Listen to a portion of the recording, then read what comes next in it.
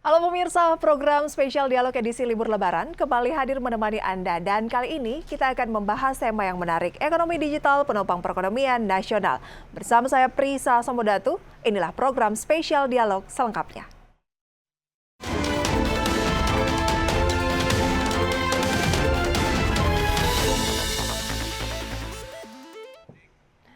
Ya pemirsa, kemajuan digitalisasi dapat membantu segala sektor perekonomian tumbuh dengan berbagai inovasi dan kreativitasnya.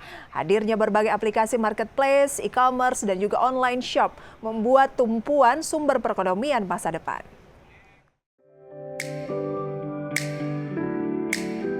Sektor usaha mikro kecil dan menengah saat ini merasakan manfaat besar hadirnya ekosistem perekonomian digital di Indonesia. Di mana dengan berbagai fasilitas ekonomi digital, daya saing produk anak bangsa dapat meningkat di pasar global. Tercatat pada 2021, penggunaan internet mengalami peningkatan hingga menjadi 202,6 juta pengguna, bertambah 27 juta jika dibandingkan tahun 2020. Pertumbuhan ekonomi digital di Indonesia juga diprediksi akan tumbuh 8 kali lipat dari 632 triliun rupiah menjadi 4.531 triliun.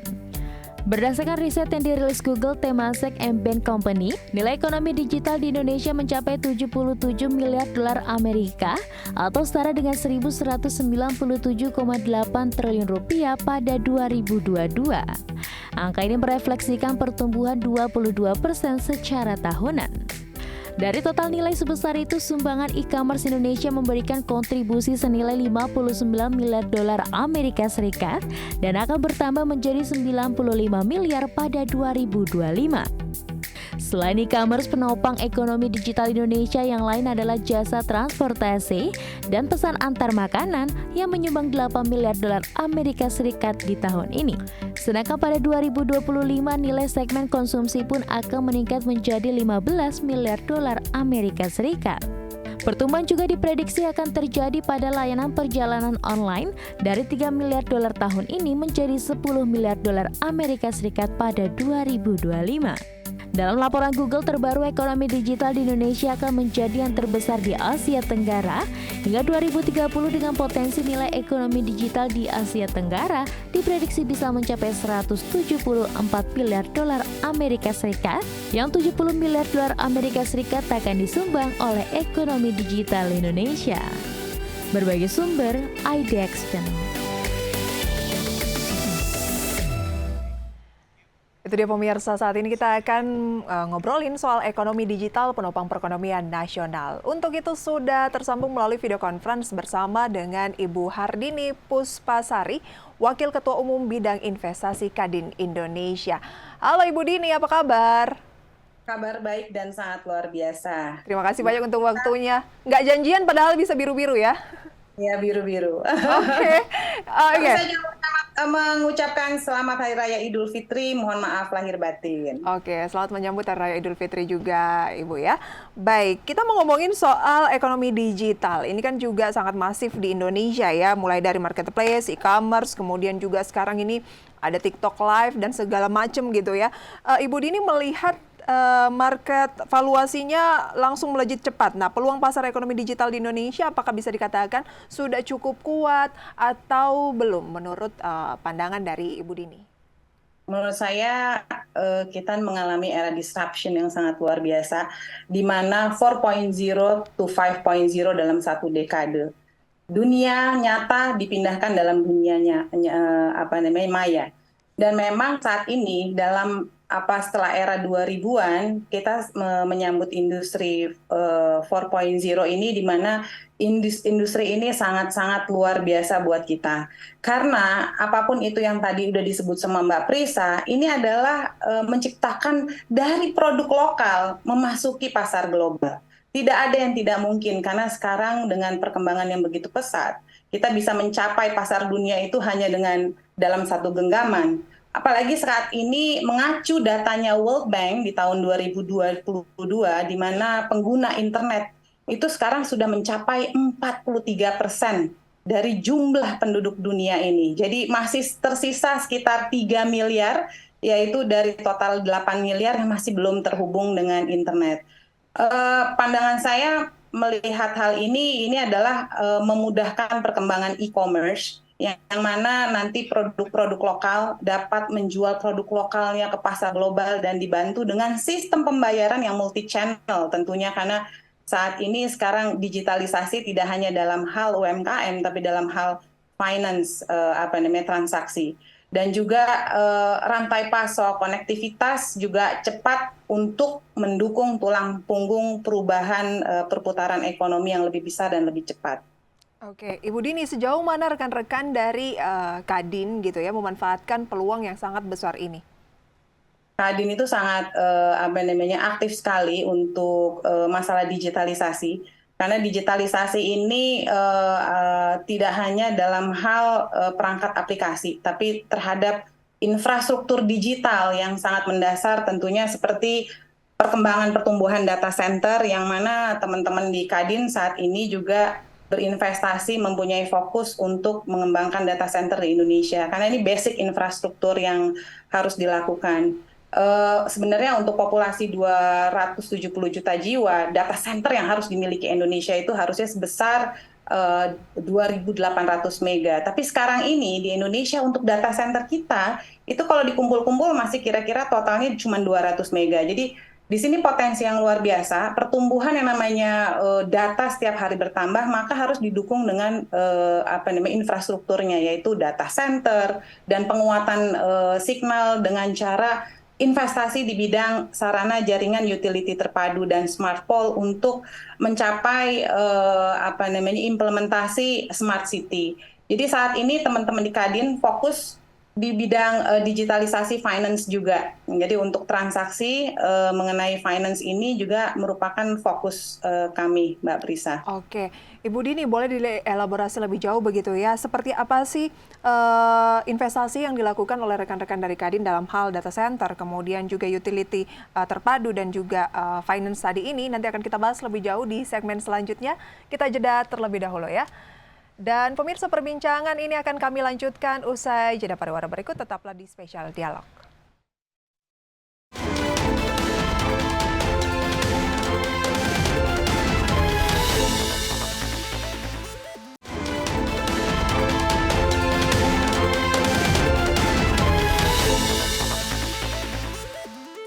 Terima kasih pemirsa, Anda masih menyaksikan Spesial Dialog dan kita masih membahas tema kita, yaitu ekonomi digital penopang perekonomian nasional bersama dengan Wakil Ketua Umum Bidang Investasi Kadin Indonesia, ada Ibu Hardini Puspasari. Ibu Dini, sebelum kita lanjutkan, kami tampilkan beberapa data melalui grafis berikut ini.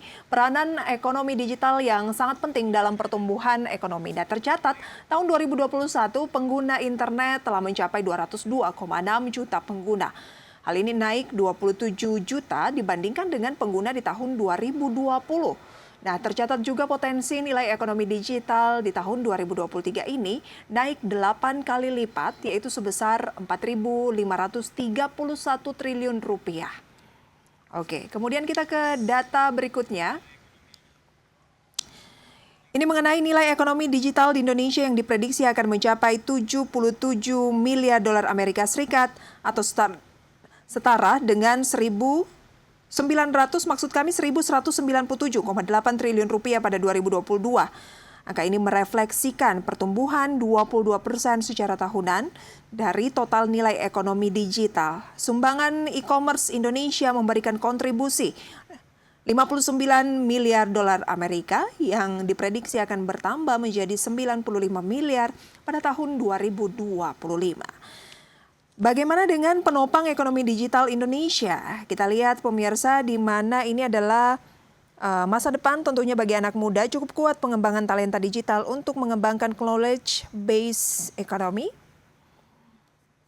Di mana kita lihat bahwa potensi ekonomi digital ini Indonesia menyumbang 70 miliar dolar Amerika Serikat ke total potensi ekonomi digital ASEAN. Sebesar 174 miliar ini mengindikasikan prospek yang sangat optimistis untuk negara berpopulasi besar. Dan dalam grafis disebutkan Indonesia tercatat menyumbang 49% ekonomi digital ASEAN. 49%, hampir setengahnya pemirsa ya. Filipina 93% kontribusinya dan Thailand tercatat berkontribusi 51%. Meski masih di bawah Filipina dan Thailand, sumbangan Indonesia dalam ekonomi digital ASEAN juga cukup optimis.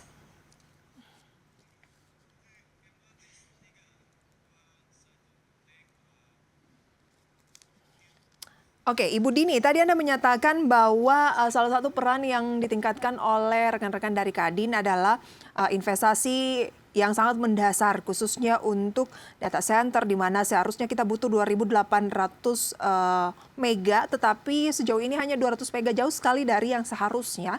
Kemudian juga soal signal utility terpadu dan ada investasi di bidang digitalisasi finance gitu ya. Kalau kita berbicara mengenai data center terlebih dahulu, apa sih yang menjadi kendala? Apakah cukup mahal investasinya sehingga kita hanya mampu ya berapa persen dari yang seharusnya? Ya, jadi memang kalau untuk investasi di data center itu memang karena ini ada tier, ada apa namanya klasifikasi untuk tier 3 dan tier 4. Memang untuk mencapai yang paling the highest itu adalah di tier 4 itu memang investasinya nilainya sangat lumayan tinggi ya Mbak. Tapi kami secara grup saat ini melihat potensi di mana Indonesia berkembang pesat, bergerak cepat, maka kami saat ini betul-betul juga mensupport untuk pemerintah agar menjadi pusat data nasional yang aman, yaitu dengan memiliki data center yang dibangun dan diinvestasikan oleh bangsa sendiri. Karena terbukti kami sebagai anak bangsa Indonesia mampu telah membangun data center tanpa bantuan dari dana dari luar negeri. Dan yang paling luar biasa saat ini sebenarnya ada 4 hal yang paling penting dalam hal investasi di bidang digitalisasi, yaitu pertama mungkin di connectivity. Ini tadi terkait dengan saat ini kita memerlukan sambungan fiber optik. Jadi fiber optik yang di atas udara itu harus dipindahkan semuanya ke dalam underground. Karena permasalahan sarana jaringan utility terpadu ini menjadi polemik yang kita hadapi di kota-kota besar tentunya, karena kabel dengan internet service provider yang mana sekarang sudah mencapai 800 dari datanya Asosiasi Pengguna Jasa Internet itu saya lihat ada 800 perusahaan di bidang internet service provider. Bayangin aja kalau mereka semua mau narik kabel di atas, akhirnya ini sangat membahayakan dan secara estetika ini tidak bagus. Tapi yang paling luar biasa memperlambat sistem connectivity. Jadi connectivity ini harus diperbaiki dengan investasi di sarana jaringan utility terpadu, yaitu memindahkan kabel fiber optik ke underground, yang mana saat ini Mbak, Indonesia terdiri dari 38 provinsi, 98 kota, dan 514 kabupaten. Ini kesempatan untuk teman-teman pengusaha di Kadin, teman-teman Kadin di daerah juga ikut berpartisipasi investasi di bidang SJUT ini, yang bisa bekerja sama melalui skema kerjasama pemerintah badan usaha yang lagi digadang oleh pemerintah. Nah, selainnya itu pastinya mengenai investasi di bidang infrastruktur digital, di data center, dan yang tidak lupa yang paling penting yaitu dalam bisnis data, itu adalah mengenai cyber security. Ini merupakan polemik di mana transformasi digital yang begitu cepatnya berkembang pesat, itu bagaikan dua mata koin. Bisa bagus banget, tapi ada sisi bahayanya. Jadi sekarang ini di Indonesia dibutuhkan tidak hanya security bidang fisik, tapi security bidang digital. Dan ini dari data yang saya lihat, akibat scammer and hacker itu ada kerugian 6 triliun dolar yang terlapor. Itu dalam 1 tahun, yaitu setara 98.000 triliun. Itu untuk seluruh dunia ya. Nah ini yang menjadi polemik buat kita, dan kita harus aware dengan perkembangan ekonomi digital yang pesat, harus diimbangi dengan perlindungan di bisnis data, yaitu untuk khususnya cyber security. Oke, peluangnya cukup besar, tetapi juga tentunya ada kelemahannya begitu ya, ada tantangannya, yaitu termasuk tadi cyber security. Dan kalau berbicara mengenai peningkatan ekonomi digital di tanah air kita, memang masalahnya itu masih basic, misalnya soal signal begitu ya. Kita tahu di Jakarta ini saja yang merupakan ibu kota negara, kalau misalnya kita di gedung yang agak tinggi sedikit ya Ibu Dini, biasanya untuk langsung konektivitasnya itu lemah gitu.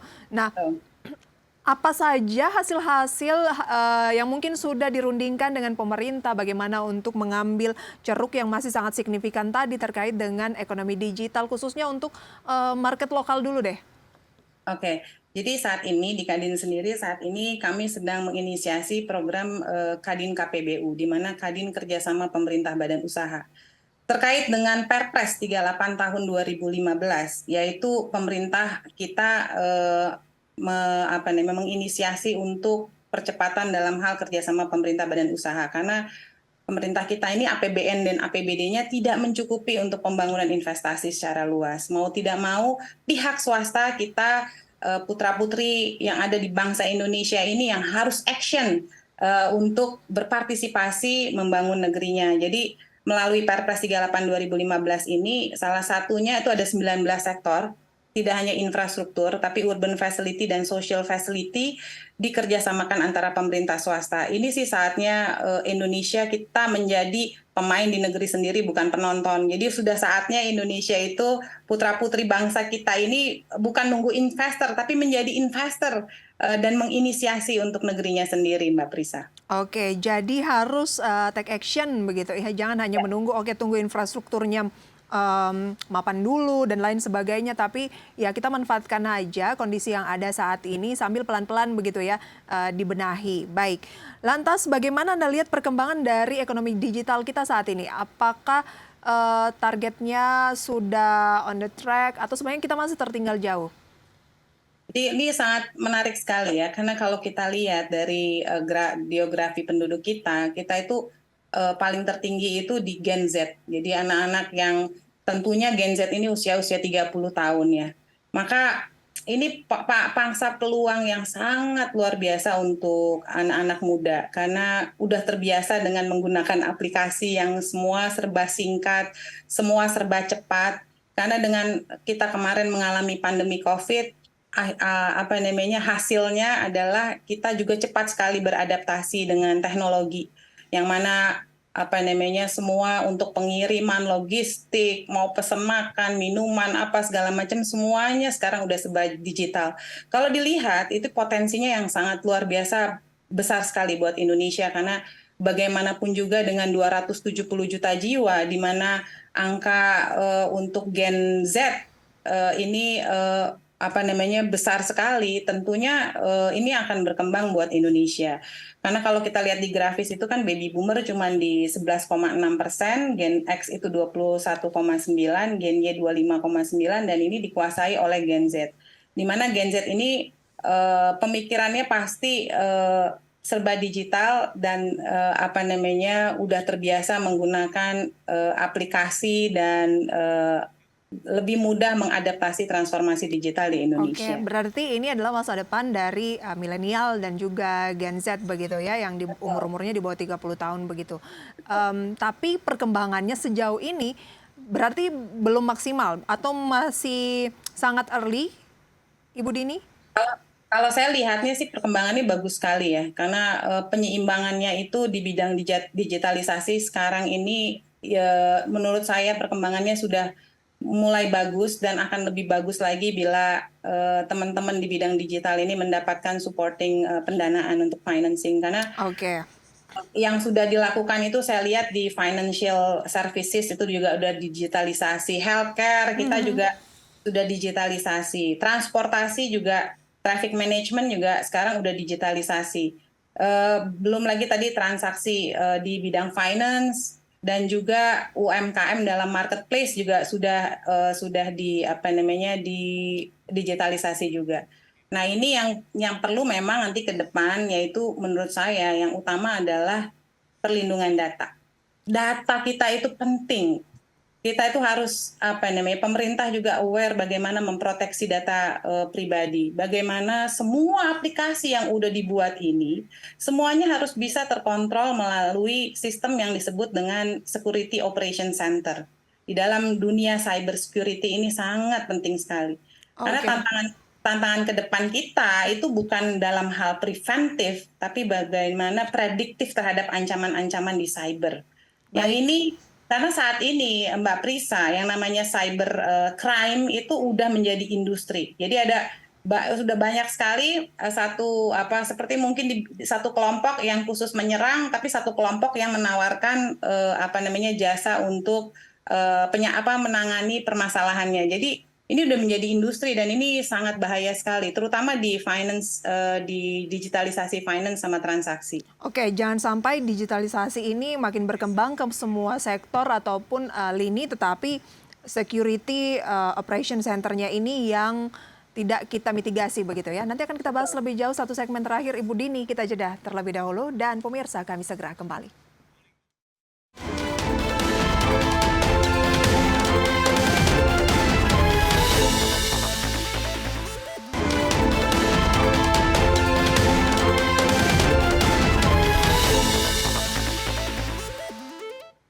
Terima kasih pemirsa, Anda kembali bersama kami dan kita masih membahas ekonomi digital adalah penopang perekonomian nasional ke depan dengan potensinya yang masih sangat besar yang mencapai bahkan sampai 1.000 triliun rupiah. Begitu ya, kalau bisa dimaksimalkan dengan baik bersama dengan Ibu Hardini Puspasari, Wakil Ketua Umum Bidang Investasi Kadin Indonesia. Ibu Dini tadi mengatakan bahwa Security Operation Center ini yang harus diprediktif gitu ya ke depannya karena perkembangan dari digitalisasi itu berbicara mengenai keamanan data begitu ya, kemudian kejahatan cyber. Nah, gimana Anda melihat hal ini dimitigasi oleh pemerintah sejauh ini? Jangan sampai kita sudah berlari kencang di bidang digital begitu ya, tetapi Security Operation Center-nya ini belum, atau seperti apa? Jadi kebetulan karena memang saya di bidang IT, kayak perusahaan kami itu di bidang di PT DIG, kami ini menyiapkan jasa ini di mana misalnya ada calon potensial yang melakukan digitalisasi ini bisa datang ke kami gitu ya. Itu kami melakukan reconnaissance atau penetration test. Jadi langkah-langkahnya adalah seperti kalau misalnya orang sakit itu 1 tahun sekali perlu yang namanya cek lab lah gitu loh.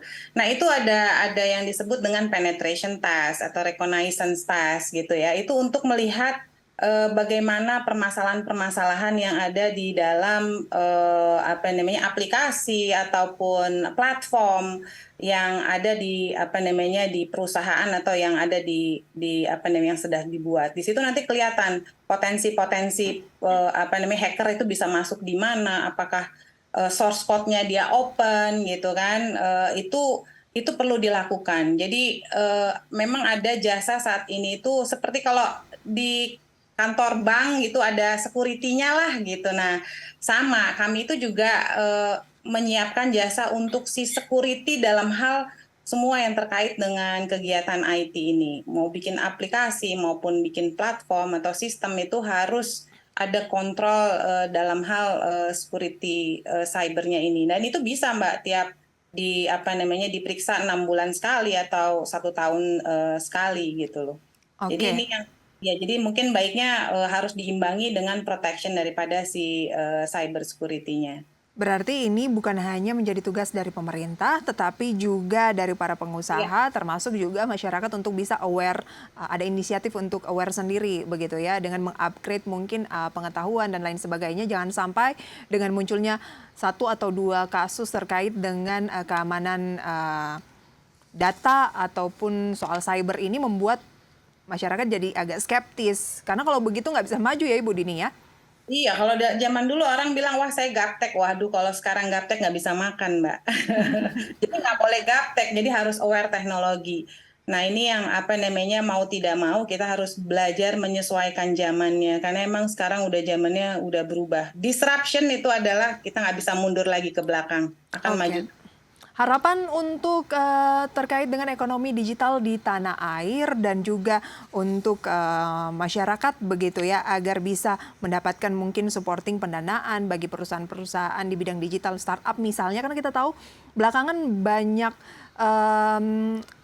hambatan begitu ya, banyak yang melakukan layoff dan lain sebagainya, dan bukan hanya startup tetapi perusahaan-perusahaan digital global juga menghadapi tantangan begitu. Nah kira-kira apa nih yang bisa disampaikan oleh Kadin kepada masyarakat Indonesia?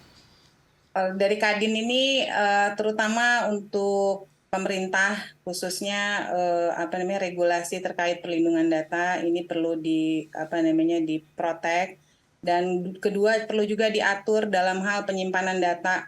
Perusahaan-perusahaan ini harus menggunakan data yang data centernya tier 4 yang pasti itu udah terprotek keamanannya. Terus yang terutama adalah kepada masyarakat itu harus selalu belajar, karena yang namanya teknologi itu setiap hari berkembang pesat, selalu ada. Dan yang luar biasa potensi, karena Indonesia kita menyadari 270 juta ini adalah dikuasai dengan Gen Z. Ini anak-anak muda ini harus tetap terus berkarya, berinovasi. Kalau bukan kita siapa lagi? Ini saatnya kita bisa menjadi pemain di negeri sendiri. Jangan sampai hal-hal yang krusial seperti aplikasi data dan semua ini jatuh ke tangan yang tidak punya kepentingan dan yang punya kepentingan yang tidak baik. Oke. Intinya adalah bagaimana kita merajai negara sendiri dengan ya produk-produk lokal juga begitu ya. Regulasi perlindungan itu yang dibutuhkan, perlindungan data dari pemerintah, kemudian dari pengusaha mungkin data center tier 4 begitu ya, dan dari masyarakat harus bisa untuk mengupgrade skill khususnya teknologi agar ke depan kita bisa mencapai target-target dari ekonomi digital yang sangat potensial tadi ya.